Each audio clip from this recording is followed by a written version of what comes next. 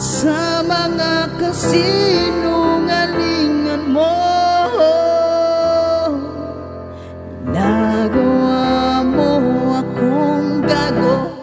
Akala mo siguro porket mahal kita, ganyan ka na.